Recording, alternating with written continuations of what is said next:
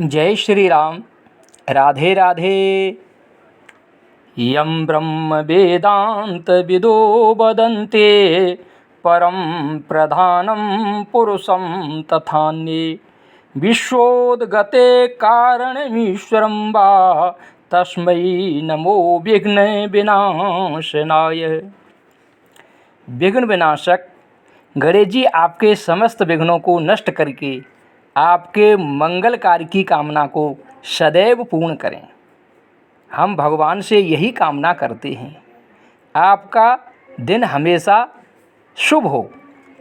आज की चर्चा बहुत ही महत्वपूर्ण होने वाली है।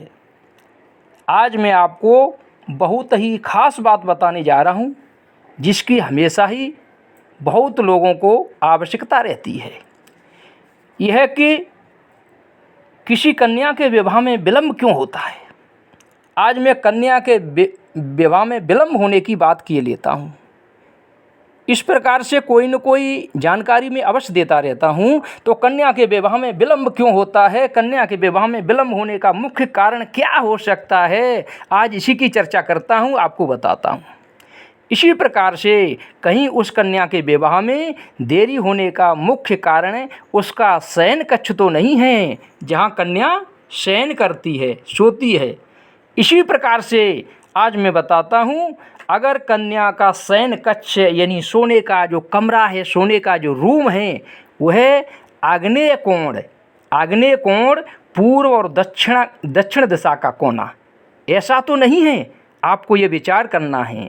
यदि ऐसा है तो अवश्य ही विवाह में विलंब होता है। मुख्य विवाह में विलंब का कारण बनता है कन्या यानी घर से बाहर निकलने का उसका ऐसा योग नहीं बनता है।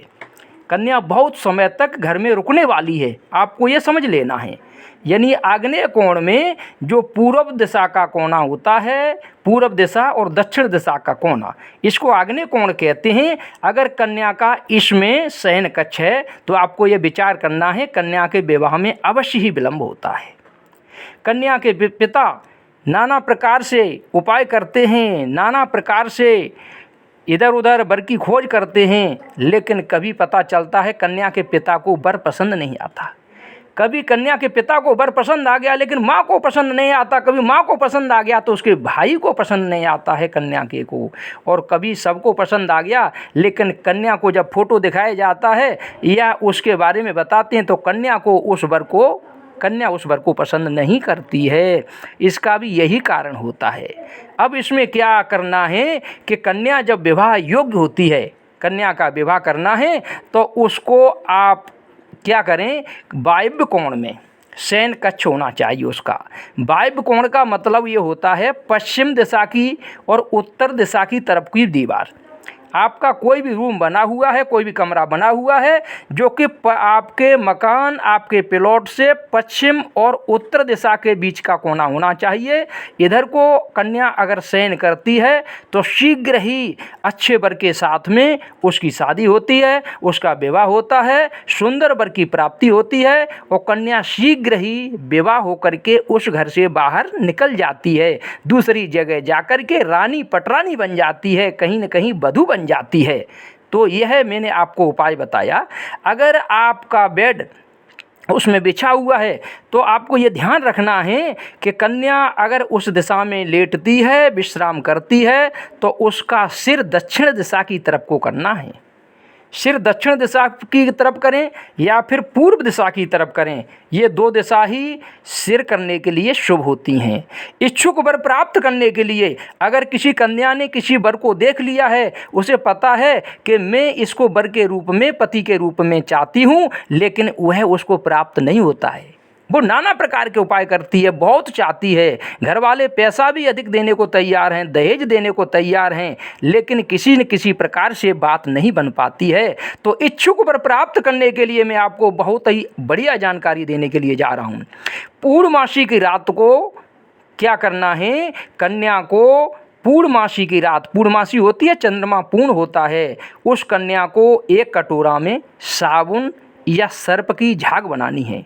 जैसे कि आप साबुन में थोड़ा सा पानी डालते हैं या सर्प में पानी डालते हैं, हाथ चलाते हैं, उसमें झाग बन जाती है। झाग बन जाती है तो कन्या को इसी तरीके से क्या करना है, एक कटोरा में झाग बनानी है, या तो सर्प से या साबुन से, और छत पर चढ़ जाना है पूर्णमासी की रात को, चंद्रदेव के दर्शन करने हैं, और चंद्रमा में जिस पति को चाहती है कि ये मेरे को पति के रूप में मिले, जिस वर को चाहती है, उस पति की छवि को निहारे।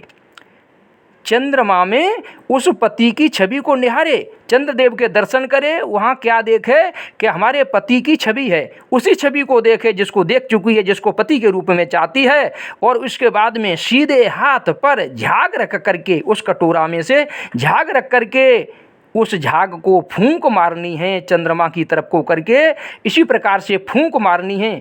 फिर से झाग रख लेनी है, फिर से फूंक मारनी है। यह झाग फूंक मारनी है 5 बार, उसको 5 बार अगर फूंक मारती है और चंद्रदेव के दर्शन करती है, इच्छा प्राप्त करती है, इच्छुक वर की प्राप्ति होती है, अवश्य ही शीघ्र विवाह हो जाता है, और जिसको पति के रूप में चाहती है वही उसका आने वाले समय में पति होता है। यह शास्त्र का प्रमाण है, ज्योतिष का प्रमाण है। ज्योतिषानुसार आपको मैंने विवाह में विलंब दूर करने का ये बहुत ही अच्छा उपाय बताया है, और इच्छुक वर के साथ में विवाह करने का उपाय बताया है। आए दिन ज्योतिष के उपाय मिलते रहने के लिए चैनल को सब्सक्राइब जरूर कर लें, अवश्य कर लें। चलते हैं, आपका दिन शुभ हो। जय श्री राम, जय श्री राधे।